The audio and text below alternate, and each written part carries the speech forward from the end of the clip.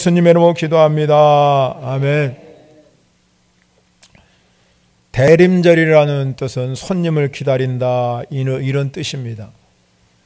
공항이나 여러분 기차역에 손님을 마중 나가본 경험이 있는 사람들은 잘 느낌을 알 수 있습니다.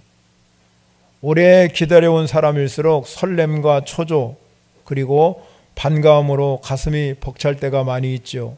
그래서 이 기다릴 때 설렘이 크다는 겁니다. 우리 이 성경은 어떻게 보면 기다림의 책입니다. 우리가 오늘 살아가는 우리 그리스도인들은 다시 오실 주님 재림을 기다리면서 살아가는 존재들입니다. 우리가 아시다시피 성경은 구약과 신약으로 나누어져 있습니다.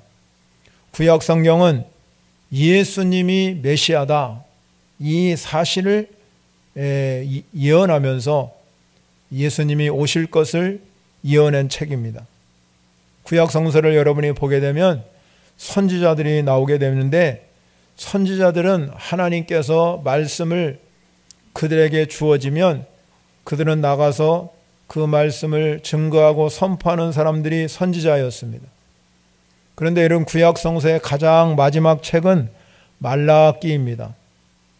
말라기 마지막 4장 5절과 6절이 마지막 절인데, 그때 이 말라기 선지자가 그렇게 기록하고 있습니다.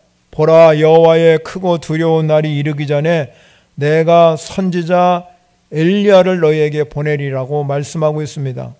그리고 6절에 이제 말라기서가 끝을 맺고 구약 성경은 마감하고 맙니다.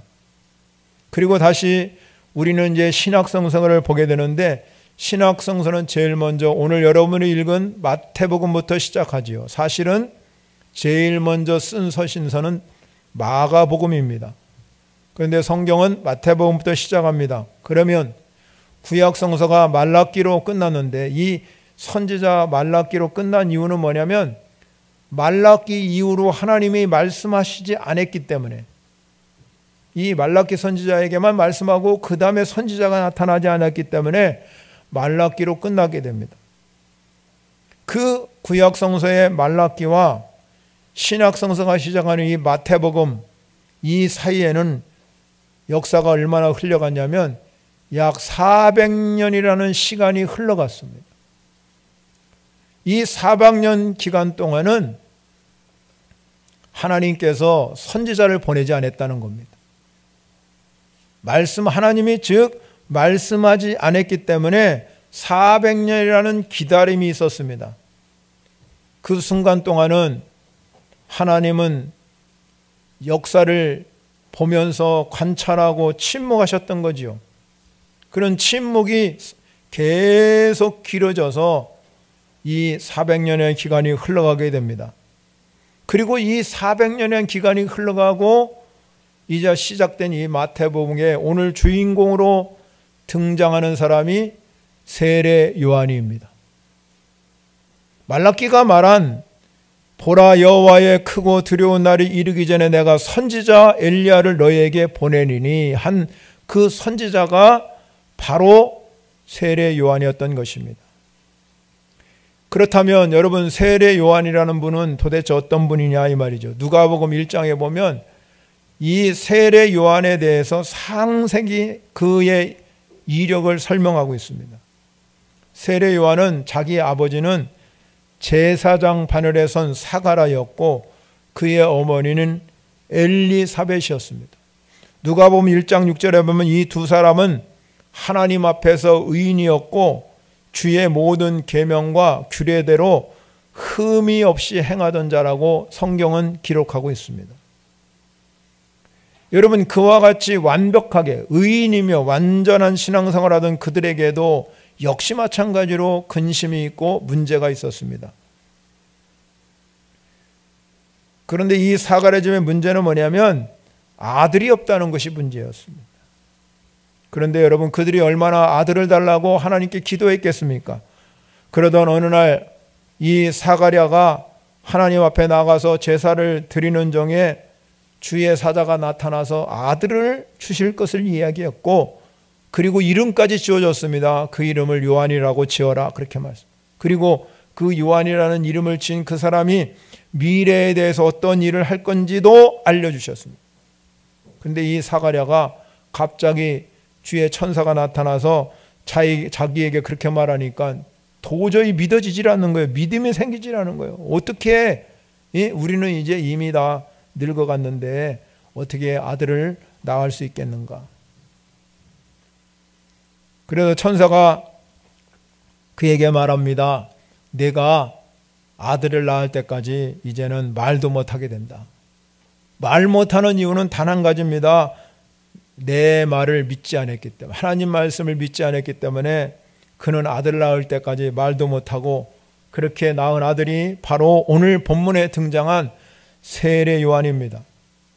세례 요한은 예수님보다 6개월 먼저 탄생한 사람입니다.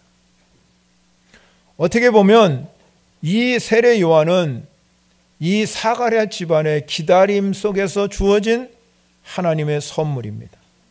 여러분, 이렇게 우리의 삶은 죽을 때까지 기다리면서 살아가는 것이 우리의 삶인 줄 믿으시기 바랍니다. 그래서 예수님께서 이렇게 말씀하고 있습니다. 기다리면서 사는, 우리는 주님이 다시 오실 걸 기다리고 우리의 삶을 기다리면서 살아가는 이 마지막 때에 내 믿음을 보겠느냐, 그렇게 말씀하고 있습니다. 여러분, 우리는 기다리면서 주님을 굳건히 믿는 성도 여러분이 되어야 될 줄 믿으시기 바랍니다. 기다림은 자연의 법칙이요 하나님의 법칙입니다. 여러분, 산모는 잉태 후 출산을 기다려야 되고 농부는 씨를 뿌린 후에 추수를 기다려야 됩니다.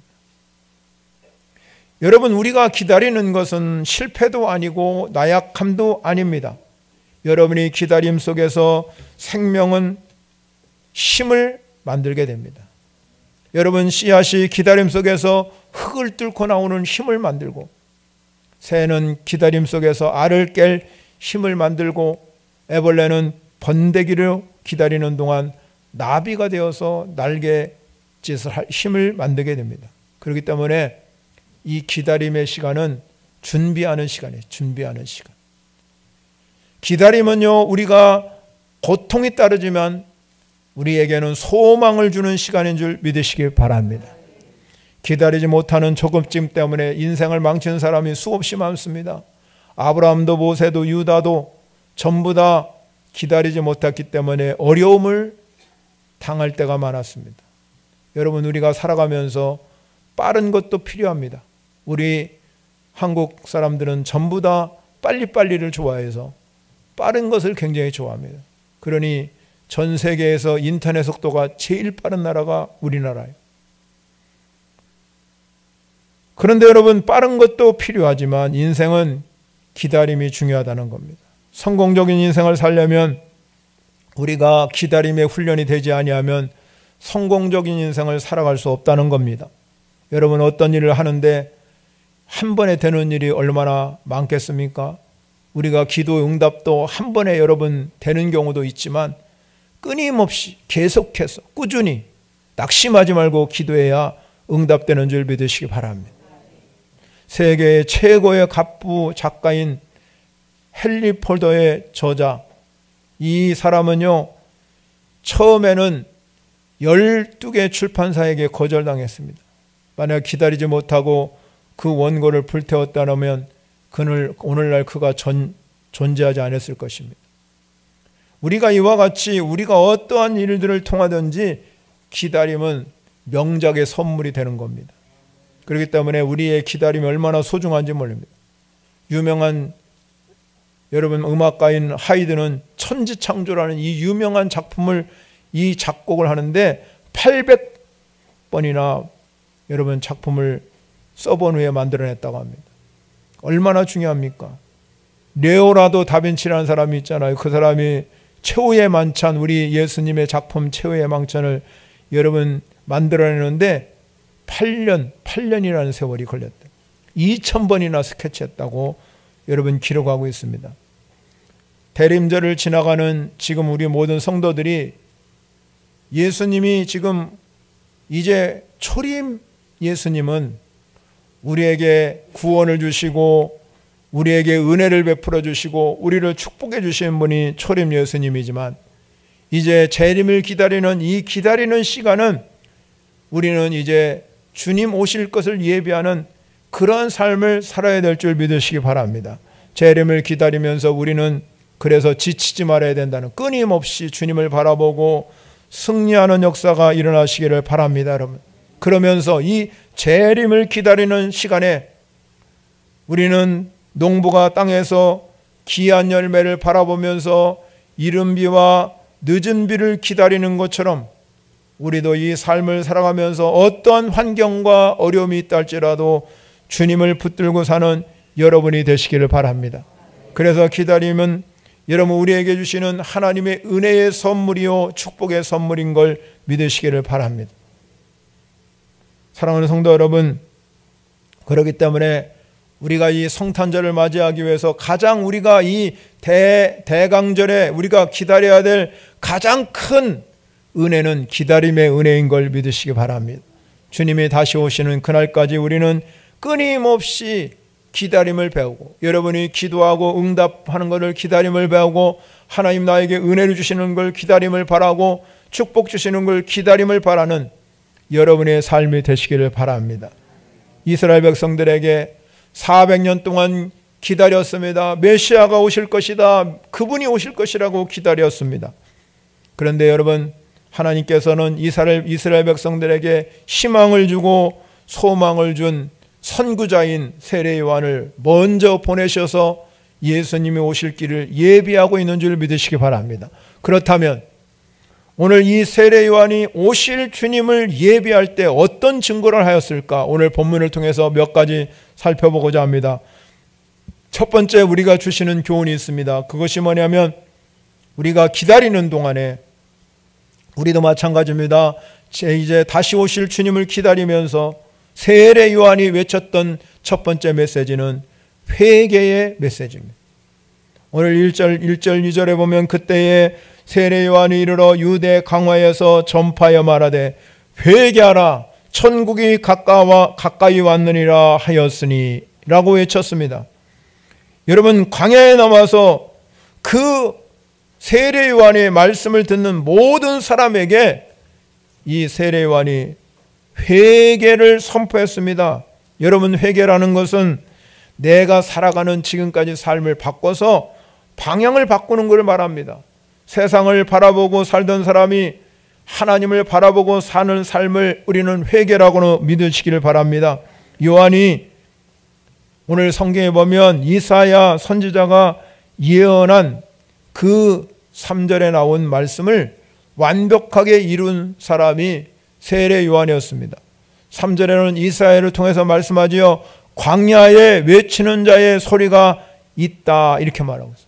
그리고 그뿐만 아니라 그 광야에 외치는 자의 소리가 있어 이르되 너희는 주의 길을 준비하라, 그가 오실 길을 곧게 하라 하였느니라. 이렇게 3절에 이사야 선지자가 예언한 그 말씀이었습니다. 그런데 여러분, 요한에게 직접 해당 것은 광야에 외치는 자의 소리가 요한의 의무였습니다. 그 다음에 여러분, 너희는 주의 길을 준비하라, 그가 오실 길을 곧게 하라, 이 말씀은 그 세례 요한의 말씀을 듣는 모든 사람들을 의미합니다. 요한이 광야에서 여러분 외친다는 것은, 광야에서 주님 오시는 것을 외친다는 것은 왕이 예수 그리스도가 반드시 광야에 오실 것이라는 것을 말하지 않습니다. 여러분, 예수 그리스도는 어디 도성에 출현하거나 임해야 됩니다. 최소한 이 예수 그리스도 온다는 소식은 도성에서부터 들려야 됩니다. 그럼에도 불구하고 사람이 아무도 없고 왕이 다스림이 없는, 직접 연관이 없는 광야에서 요한더러 외치라고 말했어. 광야에서 외치는 소리. 그렇다면 여러분, 이 세례 요한이 광야에서 외칠 때 하나님의 뜻이 무엇이냐 이 말이에요.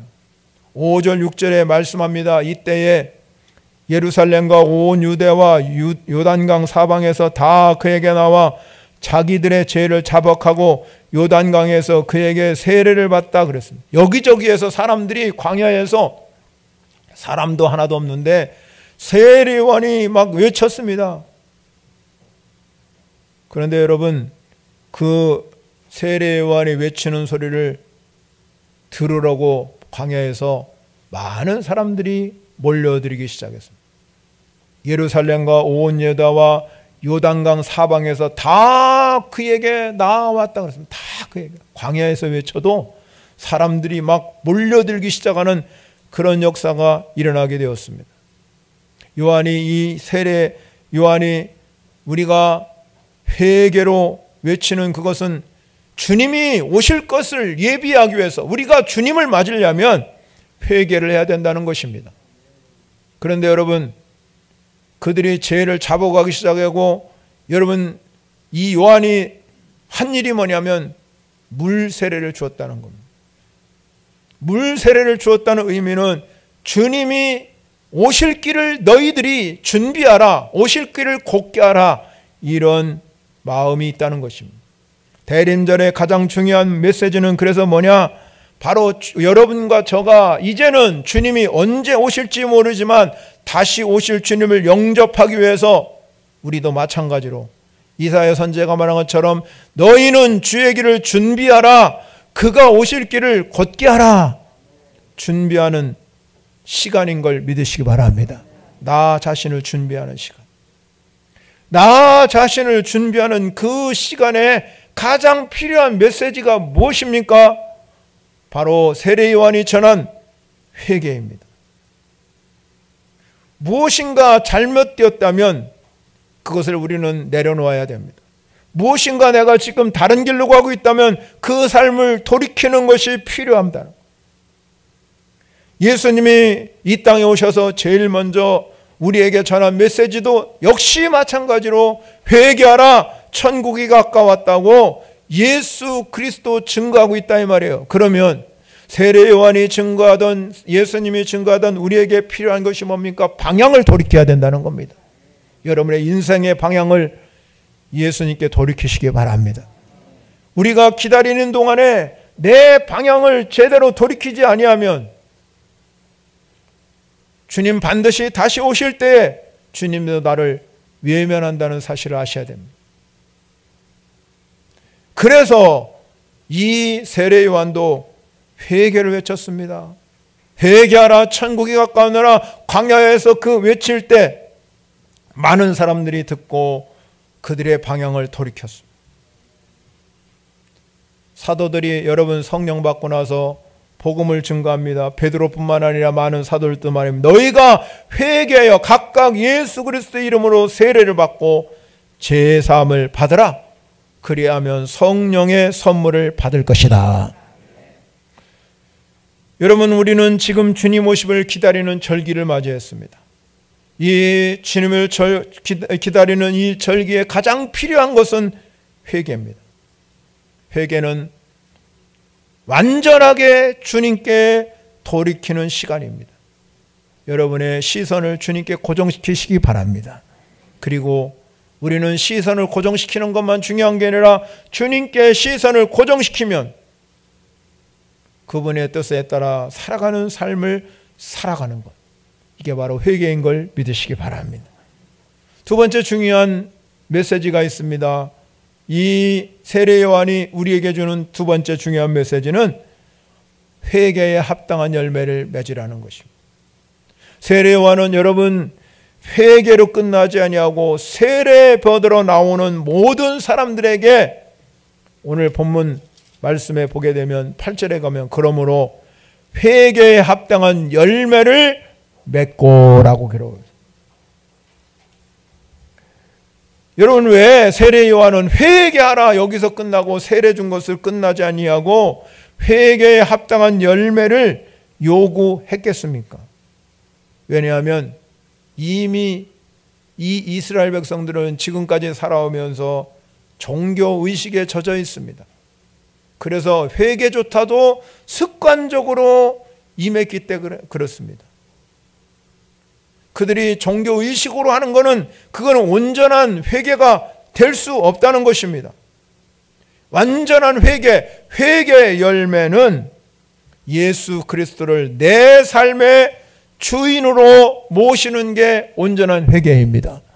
그리고 그 주인을 모신 사람들의 삶의 변화가 일어나는 것입니다. 즉 말하자면 회개에 걸맞는 삶을 산다는 거지요. 그런데 이스라엘 백성들은 회개를 그냥 종교의식 습관으로 생각했습니다. 그래서 세례 요한에게 회개의 열매가 무엇이냐 이렇게 물어봤습니다. 회개에 합당한 열매가 뭐냐? 그 대답은 누가복음 3장에 나와 있어요.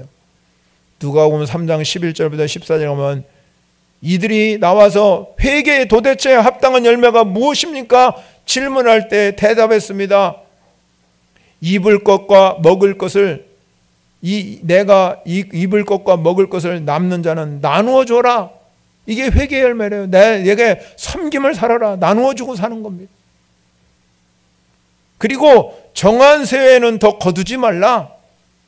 강탈하지 말며 거짓을 고발하지 말고 받는 급료에 족한 줄로 알라. 그렇게 답을 주셨어요, 세례 요한이. 어떻게 보면요, 이 말씀은 우리가 너무너무나 당연한 우리가 지켜야 할 원칙입니다.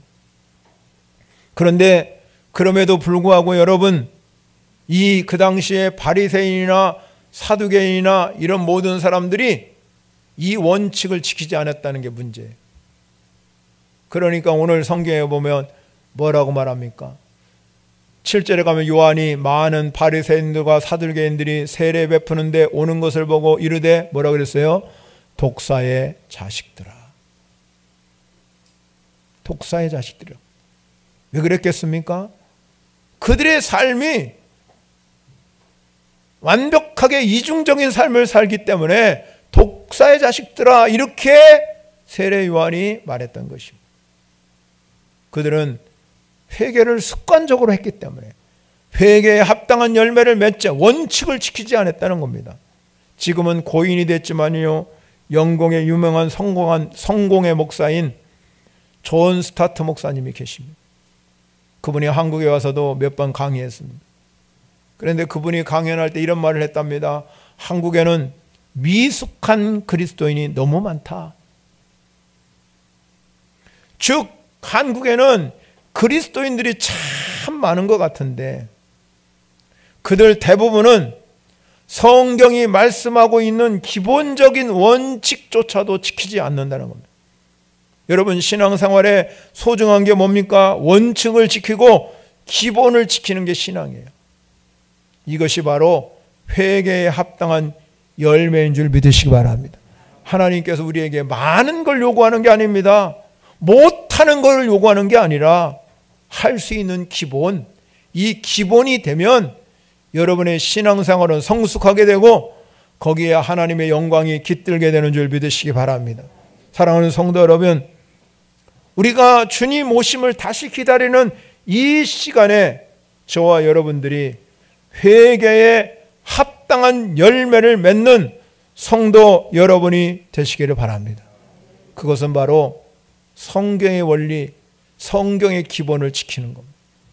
기본을 지킬 때 우리에게 회개에 합당한 열매를 맺게 성령님이 여러분과 동행하는 줄 믿으시기 바랍니다.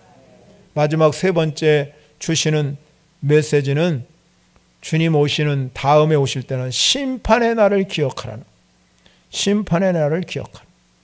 11절과 12절을 봅니다. 나는 너희로 회개하게 하기 위하여 물로 세례를 베풀거니와 내 뒤에 오시는 이는 나보다 능력이 많으시니 나는 그의 신을 들기도 감당하지 못하겠노라.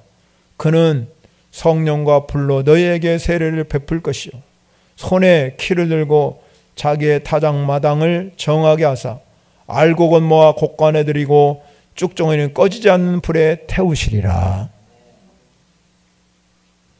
여러분, 전자에도 말씀드렸지만 초림 예수님은 우리를 구원자로 오셨습니다. 그래서 누구든지 예수 그리스도를 주인으로 고백하게 되면 반드시 구원받게 될 줄 믿으시기 바랍니다. 그런데 여러분, 구원받은 우리 성도들이 이 세상을 살아가면서 재림 예수 다시 오실 주님 앞에 서게 됩니다. 우리는 주님 앞에 서게 될 때 우리는 주님이 우리를 뭘 보겠습니까? 믿음의 분량대로 계수하는 줄 믿으시기 바랍니다. 경건의 모양이 아니라 경건의 능력으로 열매를 맺는 자를 찾으신다 이 말이에요. 왜냐하면 우리 주님은, 다시 올 주님은 구원의 주님이 아니라 심판의 주로 오셔서 오늘 12절에 말씀한 것처럼 손에 키를 들고 자기 타작마당을 정하사 알곡은 모아 곡관에 들이고 쭉정이는 꺼지지 않는 불에 태우시리라 말씀하셨습니다. 즉 알곡과 쭉정이를 가르는 시간이 주님 재림 때 오시는 그 심판의 주로 오시는 것입니다. 그때를 위해서 지금 우리가 익숙한 자리에서 깨어나서 하나님의 뜻이 무언가를 구하고 살아가는 우리 모두가 되시기를 바랍니다. 우리가 살고 있는 삶의 자리, 내가 살고 있는 일터, 거기는 익숙한 자리가 아니라 하나님의 뜻을 이루고 하나님 나라를 이루는 자리가 되어야 될 줄 믿으시기 바랍니다.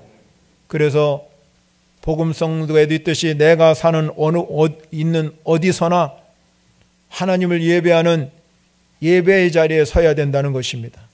여러분, 예배의 자리라는 것은 우리가 예배를 드린다, 내 삶의 예배다. 예배자라는 것은 내 삶을 전부로 주님께 드리는 삶입니다. 내가 서 있는 곳, 내가 삶의 자리에 혼자 있는 자리가 아니라 하나님과 함께하는 예배의 자리가 되시기 바랍니다. 사랑하는 성도 여러분, 요한계시록 마지막 22장 20절과 21절에 이것들을 증언하시니가 이르시되 내가 진실로 속히 오리라 하시거늘 아멘.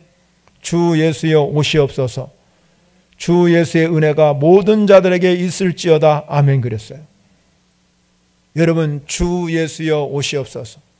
주 예수여 오시옵소서. 이거 한마디로 여러분 그 원어대로 말하면 마라나타라. 마라나타가 주님, 주 예수여 오시옵소서. 여러분이 주님을 사모하는 여러분이 되시기를 바랍니다. 여러분, 주님을 기다리는 저와 여러분이 초림 때 오신 이 예수의 길을 예비한 세례 요한처럼 오늘 저와 여러분에게 하나님이 왕같은 제사장의 사명을 주셨다 이 말이에요.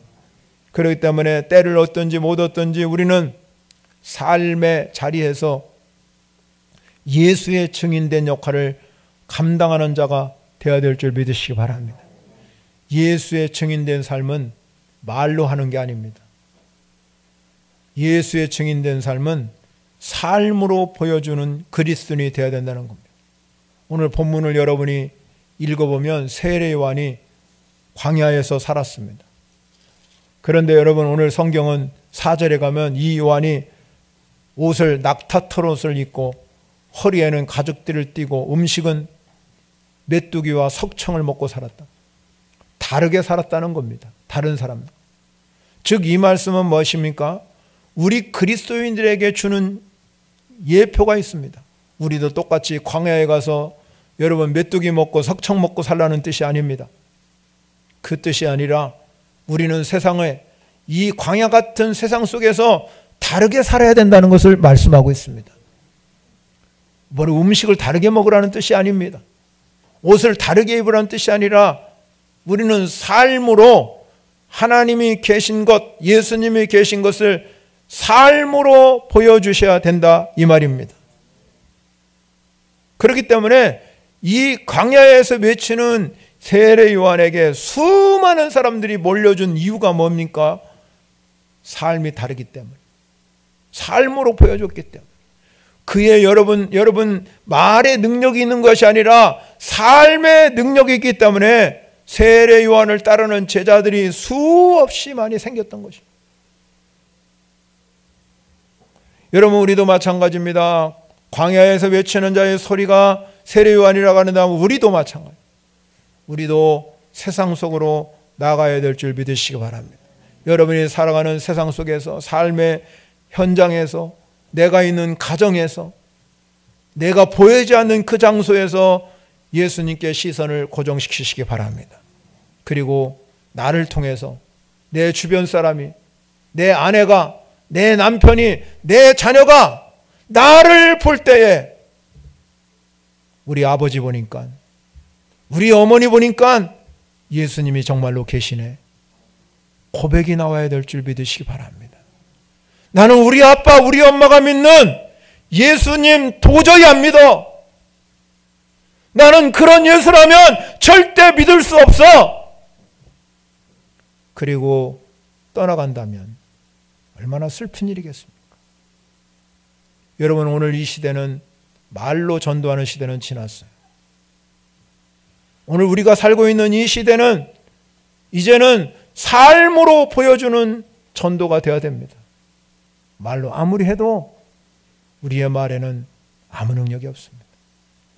삶의 능력이 있을 때 내 말 한마디가 영향력 있고 그것이 하나님의 은혜가 되고 축복이 되는 줄 믿으시기 바랍니다. 전도를 나갈 때 여러분, 그래서 조심해야 되는 겁니다. 내 삶이 되어지지 않은데 그들에게 잘못하게 되면 손가락질 받을 수밖에 없다는 거예요. 사랑하는 성도 여러분, 우리는 기다림의 은혜가 뭡니까? 내 가정에서, 내 처소에서, 내 일터에서 왕이신 하나님을 모시고 사셔야 돼요. 그분이 나의 왕이요, 예수님은 나의 주인이시오.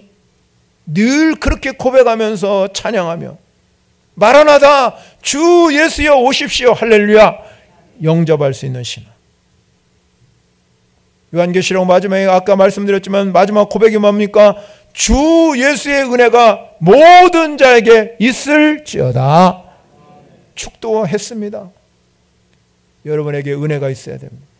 내 삶의 깊은 곳에 주님이 내 안에 계셔서 우리는 주님을 기다림 속에서 은혜가 늘 충만하고 성령 충만해서 여러분 인생 가운데 예수 그리스도가 자리매김을 하셔야 될 줄 믿습니다. 내 마음에도 예수님, 내 가정에도 예수님, 내 교회도 예수님, 내 일터에도 예수님, 여러분의 삶에 예수님을 모시고 행복한 신앙생활을 한다면 재림을 기다리는 은혜는 여러분에게 임한 줄 믿으시기 바랍니다. 우리 모든 성도들은 세례 요한이 외친 이 음성을 듣고 승리하는 인생 되시기를 축원합니다. 찬양으로 영광 올려드리겠습니다. 말씀을 생각하면서